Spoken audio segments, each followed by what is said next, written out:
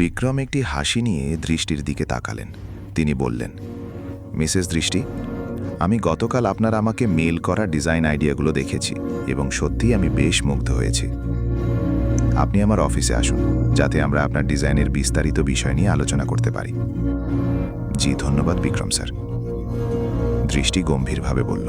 এরপর তার নেয়া 10 এবং অন্যদের দিকে আর কোনো মনোযোগ না দিয়ে বিক্রম পরবর্তী আলোচনার জন্য দৃষ্টি ও শিবমকে নিজের অফিসে নিয়ে গেলেন।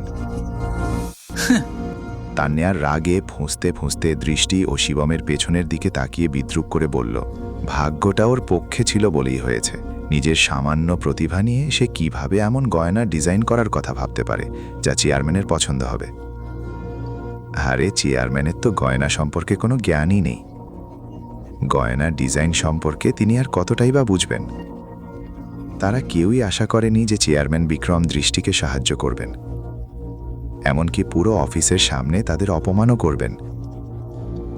দৃষ্টির তথাকথিত অকাজের ডিজাইন নিয়ে উপহাস করার পরও তার নেয়ার এতটা খারাপ লাগেনি, যতটা খারাপ লাগছিল এই কারণে যে কোম্পানির এত উচ্চপদস্থ কর্মকাণ্ডেদের সামনে চেয়ারম্যান দৃষ্টির ডিজাইনের প্রশংসা করেছিলেন।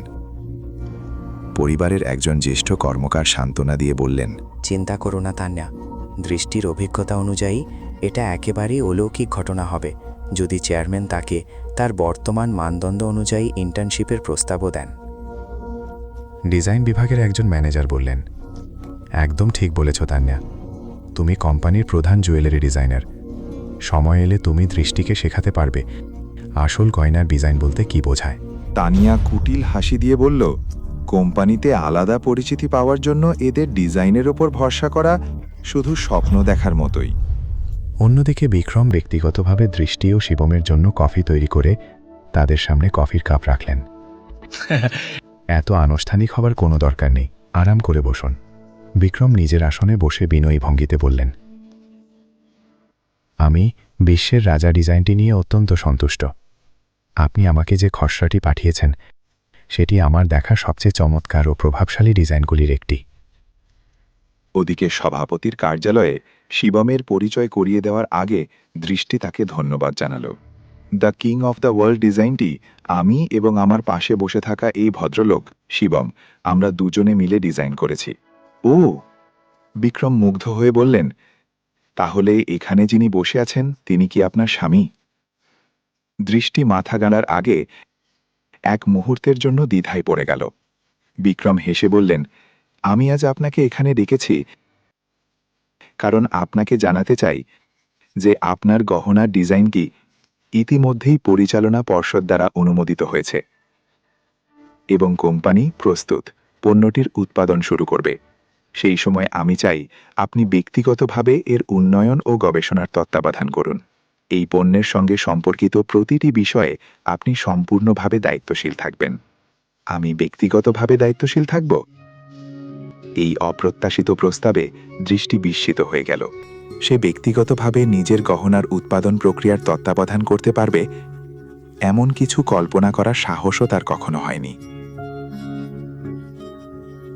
কিন্তু আমি তো শুধুমাত্র প্রোডাকশন বিভাগের একজন কর্মচারী, এই ক্ষেত্রে আমার কোনো অভিজ্ঞতাও নেই। সে কিছুটা হতাশ কণ্ঠে বলল। বিক্রম আশ্বস্ত করে বললেন, এই নিয়ে আপনাকে চিন্তা করতে হবে না।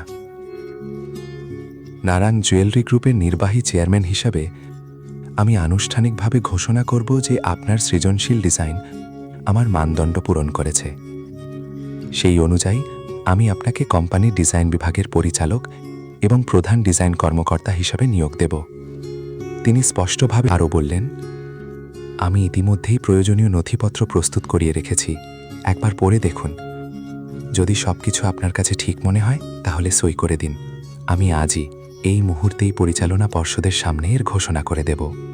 আসলে আপনি চাইলে আজ থেকেই পরিচালকের অফিসে গিয়ে কাজ শুরু করতে পারেন। চেয়ারম্যান স্যার, আপনি আমাকে প্রধান ডিজাইন কর্মকর্তা হিসেবে নিয়োগ দিতে চান? দৃষ্টির চোখ মুখ বিস্ময়ে হা হয়ে গেল। বিক্রমের কথা তার বিশ্বাসই হচ্ছিল না।